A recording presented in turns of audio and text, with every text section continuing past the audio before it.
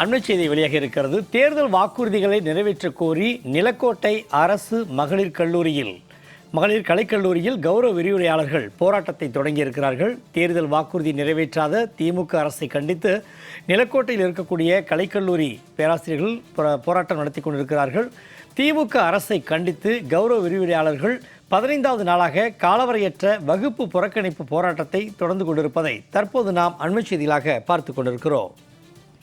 இது தொடர்பான கூடுதல் விவரங்களை தெரிவிக்கிறார் நமது செய்தியாளர் செல்வகுமார். கௌரவ விரிவுரையாளர்களின் போராட்டம் குறித்த கூடுதல் விவரங்களை பதிவிடுங்க.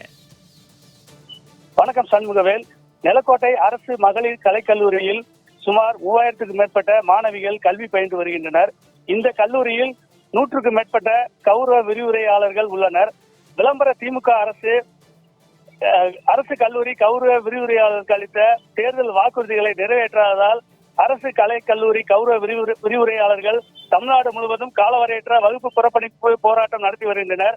இன்று 15வது நாளாக கௌரவ விரிவுரையாளர்களின் 5 அம்ச கோரிக்கைகளான 12 மாத ஊதியம், யுஜிசி நிர்ணயம் செய்த மாத ஊதியம் 57,800 ரூபாய், பெண் கௌரவ விரிவுரையாளர்களுக்கு மகப்பேறு விடுப்பு, இறந்த கௌரவ விரிவுரையாளர்களுக்கு 25 லட்சம் இழப்பீடு, இஎஸ்ஐ, பிஎஃப் உள்ளிட்ட 5 அம்ச கோரிக்கைகளை வலியுறுத்தி கல்லூரி வளாகம் முன்பு 100க்கும் மேற்பட்ட கௌரவ விரிவுரையாளர்கள் காலவரையற்ற வகுப்பு புறக்கணிப்பு போராட்டம் நடத்தி வருகின்றனர். இன்று 15வது நாளாக கௌரவ விரிவுரையாளர்கள் திமுக அரசுக்கு எதிராக கைகளில் பதாகைகள் ஏந்தி கல்லூரி முன்பு கோஷமிட்டபடி தர்ணாவில் ஈடுபட்டு வருகின்றனர். இதனால் கல்வி பயிலும் மாணவிகள் பெரிதும் பாதிக்கப்பட்டு வருகின்றனர்.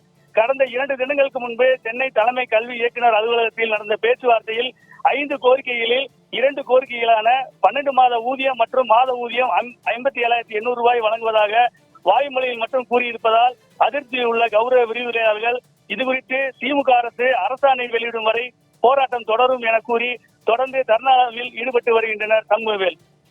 கூடுதல் விவரங்களை வழங்கியமைக்கு நன்றி செல்வகுமார்.